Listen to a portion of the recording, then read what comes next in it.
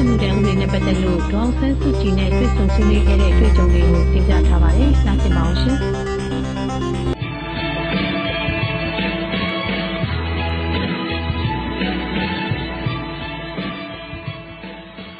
လူထုကောင်းဆောင်ဒီမိုကရေစီကောင်းဆောင်ဒေါအောင်ဆန်းစုကြည်နဲ့ကျွန်တော်ဆွေးနွေးခဲ့စဉ်ကစစ်မှုထမ်းဥပဒေနဲ့ပတ်သက်ပြီးကျွန်တော်သဘောထားအမြင်တွေကိုမေးခဲ့ပါတယ်။ကျွန်တော်က National Service လို့ခေါ်တဲ့စစ်မှုထမ်းဥပဒေဟာမြန်မာနိုင်ငံရဲ့လက်ရှိအနေအထားနဲ့မကိုက်ညီကြောင်းမြန်မာပြည်လူငယ်ထုတရက်လုံးကိုစစ်မှုပုံစံသွင်းခြင်းဖြစ်ကြောင်းထို့ကြောင့်လက်မခံသင့်ကြောင်းပြောဆိုခဲ့ပါတယ်။မြန်မာနိုင်ငံရဲ့လက်ရှိအခြေအနေကိုကြည့်ရင်တိုင်းရင်းသားလက်နက်ကိုင်အင်အားစုတွေရှိနေပါတယ်။လက်ရှိတည်ဆဲအစိုးရကအဲ့ဒီတိုင်းရင်းသားလက်နက်ကိုင်အင်အားစုတွေကိုရန်သူလို့သတ်မှတ်ချေမှုန်းပေမဲ့ပြည်သူတွေအားလုံးကအဲ့ဒီလိုမမြင်ပါဘူး။သူတို့တွေဟာသူတို့ရသင့်ရထိုက်တဲ့အခွင့်အရေးအတွက်တိုက်ပွဲဝင်နေတာပါ။သူတို့ရသင့်ရထိုက်တဲ့အခွင့်အရေးတွေရရင်လက်နက်ကိုင်ပြိပက္ခပြီးဆုံးသွားမှာပါ။အရွယ်ရောက်သူတိုင်းစစ်မှုထမ်းရမယ်ဆိုရင်ဖြစ်နိုင်ခြေရှိတာကစစ်မှုထမ်းသူတွေတိုက်ရမှာအဲ့ဒီတိုင်းရင်းသားလက်နက်ကိုင်အင်အားစုတွေပါပြည်သူတွေအချင်းချင်းကိုယ်အချင်းချင်းကိုပြန်တမ်းမဲ့ပုံစံဖြစ်နိုင်ခြေရှိပါတယ်အဲ့ဒီလိုဖြစ်ခဲ့ရင်အမျိုးသားရင်ကြားစီရေးကိုပုံမူဝေးသွားပါစေလိမ့်မယ်မြန်မာနိုင်ငံပြည်တွင်းစစ်ပြဿနာကိုအင်အားကိုပြီးအပြုတ်တိုက်အနိုင်ယူတဲ့နည်းနဲ့ဖြေရှင်းဖို့ကြိုးစားရင်မှားပါလိမ့်မယ်တိုင်းရင်းသားတွေနဲ့ကြေလဲညှိနှိုင်းပြီးသူတို့ရတဲ့အခွင့်အရေးပေးရမှာပါနောက်ပြီးတမတော်အကြီးအကဲများကသူတို့စိတ်တိုင်းကြချဲလဲခြင်းတဲ့ပုံစံနဲ့ပြည်သူတွေကိုအတင်းသွင်းရင်ပိုမှားသွားပါလိမ့်မယ်စစ်မှန်တဲ့ဖက်ဒရယ်ပုံစံတစ်ခုမပေါ်လာမချင်းအမျိုးသားရင်ကြားစစ်ရေးမဖြစ်သေးမချင်းလူနည်းစုတိုင်းရင်းသားတွေနဲ့လူများစုဗမာတွေကြားယုံကြည်မှုခိုင်မာမတိဆောက်နိုင်သေးမချင်းစစ်မှုထမ်းဥပဒေမရှိသင့်သေးပါဘူးစစ်မှန်တဲ့ဖက်ဒရယ်ပြည်ထောင်စုတိုင်းရင်းသားညီအကိုမောင်နှမအားလုံးပါဝင်တဲ့ဖက်ဒရယ်ပြည်ထောင်စုတည်းရှိမှသာစစ်မှုထမ်းဥပဒေဆိုတာရှိသင့်တာပါနောက်ပြီးမြန်မာနိုင်ငံဟာအရှေ့တောင်အာရှမှာဗီယက်နမ်ပြီးရင်တပ်သားအင်အားအများဆုံးရှိတဲ့စစ်တပ်ရှိပါတယ်လက်ရှိအနေအထားအရမြန်မာနိုင်ငံကိုချိန်ချောက်နေတဲ့ပတ်ဝန်းကျင်အန္တရာယ်မရှိပါဘူးလက်ရှိနိုင်ငံတကာဆက်ဆံရေးမှာနိုင်ငံချင်းပြိပက္ခကိုလက်နက်ကင်တိုက်ပွဲနဲ့ဖြေရှင်းတဲ့ပုံစံမရှိတော့ပါဘူး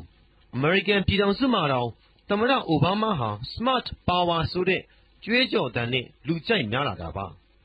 အဓိကအကျဆုံးအချက်ကပြည်သူတွေရဲ့အသံပြည်သူတွေရဲ့ဆန္ဒကိုနားမထောင်မင်းအသိအမှတ်မပြုပဲဘယ်ဥပဒေမှမပြုသင့်ပါဘူးစစ်မှုထမ်းဥပဒေလိုမြန်မာနိုင်ငံသားအားလုံးရဲ့ဘဝနဲ့ဓာတ်ရိုက်အရေးတကြီးပတ်သက်နေတဲ့ဥပဒေမျိုးဆိုပို့ပြီးတော့ပြည်သူဆန္ဒပြည်သူအသံကိုနားထောင်ပြီးမှရေးဆွဲသင့်ပါတယ်အခုပြည်သူတွေဟာစစ်မှုထမ်းရတော့မယ်ဆိုတဲ့အသည့်အပေါ်မှာစိုးရိမ်စိတ်တွေဝင်နေကြရပါပြီမြန်မာနိုင်ငံမှာမိသားစုအများစုဟာအရွယ်ရောက်တဲ့သားကြီးသမီးကြီးတွေရဲ့လုပ်အားကိုအားကိုးနေကြရတာပါတချို့မိသားစုတွေမှာဆိုရင်အရွယ်ရောက်သူတွေဟာလုပ်ငန်းခွင်နဲ့ဝင်ပြီးညီတွေညီမတွေအတွက်ပညာသင်စရိတ်ကိုထောက်ပံ့ပေးနေရပါတယ်မြန်မာနိုင်ငံမှာမိသားစုအများစုဟာစီးပွားရေးမပြေလည်ပါဘူးမိသားစုတစ်ခုမှာအဓိကဝင်ငွေရှာပေးတဲ့သူကစစ်မှုထမ်းရမယ်ဆိုရင်အဲ့ဒီမိသားစုဘဝပြတ်ပါပြီအားလုံးအခြေအနေပြတ်ပါပြီနောက်ပြီးဒီလိုဥပဒေမျိုးဆိုတာလက်သိပ်ထိုးကြိတ်ဆွဲရမယ့်ဥပဒေမဟုတ်ပါဘူးပြည်သူတရက်လုံးကိုချပြပြီးမှလုပ်ရမယ့်ဥပဒေမျိုးပါနိုင်ငံမှာအုပ်ချုပ်ရေးအာဏာဥပဒေပြုရေးအာဏာတရားစီရင်အာဏာရဲလို့ရှိရမှာဥပဒေပြုရေးအာဏာဟာပြည်သူတွေကဒီမိုကရေစီနည်းကျကျတင်မြှောက်ထားတဲ့လွှတ်တော်အမတ်တွေလက်ထဲမှာရှိပါတယ်ပြည်သူလူထုတရက်လုံးကိုဓာတ်ရိုက်ထိခိုက်ပတ်သက်တဲ့ဥပဒေမျိုးဥပမာ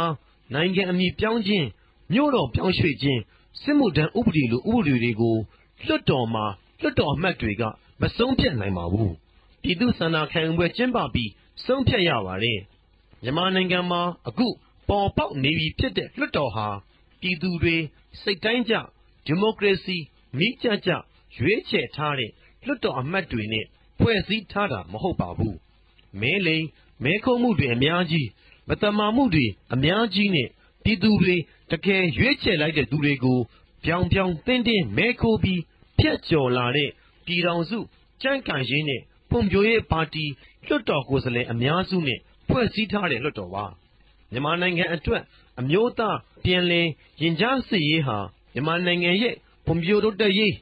စည်ရဲနွမ်းပေါင်းပြဿနာပပျောက်ရေးအစရှိတဲ့ပြဿနာတွေအားလုံးဖြေရှင်းမှုတစ်ခုတည်းသောနည်းလမ်းပါအမျိုးသားပြန်လည်ရင်ကြားစစ်ရေးမရရှိပါပဲမြန်မာနိုင်ငံဟာဘလို့မှမဖွံ့ဖြိုးမတိုးတက်ပါဘူးအခုလိုလူထုခေါင်းဆောင်ဒီမိုကရေစီခေါင်းဆောင်ဒေါ်အောင်ဆန်းစုကြည်ကအမျိုးသားရင်ကြားစစ်ရေးကိုဦးတည်ပြောဆိုနေချိန်မှာလက်ရှိတပ်မတော်ခေါင်းဆောင်များတည်ဆဲအစိုးရခေါင်းဆောင်များကလည်းအမျိုးသားရင်ကြားစစ်ရေးကိုဦးတည်တဲ့လှုပ်ဆောင်ချက်တွေကိုသာပြုလုပ်တတ်ပါတယ်အမျိုးသားရင်ကြားစစ်ရေးလမ်းကြောင်းကိုတက်ပြားစေတဲ့မြည်သည့်အပြုအမူကိုမှမလုပ်တတ်ပါဘူးလူထုခေါင်းဆောင်ဒီမိုကရေစီခေါင်းဆောင်ဒေါ်အောင်ဆန်းစုကြည်နဲ့အကြေအလည်ဆွေးနွေးတတ်ပါတယ်တိုင်းရင်းသားတွေနဲ့အကြေအလည်ဆွေးနွေးတတ်ပါတယ်စစ်မှန်တဲ့ဖက်ဒရယ်ပုံစံတစ်ခုကိုစစ်မှန်တဲ့ဒီမိုကရေစီပုံစံကိုဖော်ဆောင်ပေးတတ်ပါတယ်စစ်မှုထမ်းဥပဒေဆိုတာအမှားယွင်းဖြစ်ခဲ့ရင်အန္တရာယ်ကြီးလွန်းတဲ့ဥပဒေဖြစ်တာမို့အမျိုးသားရင်ကြားစစ်ရေးဖော်ဆောင်ပြီးမှသာပြည်သူ့ဆန္ဒနဲ့အညီလူအပ်ရင်ရေးဆွဲသင့်တဲ့ဥပဒေမျိုးပါအခုအချိန်မှာစစ်မှုထမ်းဥပဒေပြဋ္ဌာန်းခြင်းဟာမြန်မာနိုင်ငံရဲ့အနာဂတ်အတွက်လုံးဝမကောင်းနိုင်ပါဘူးလက်ရှိတည်ဆဲအစိုးရခေါင်းဆောင်များပြည်သူ့ဆန္ဒ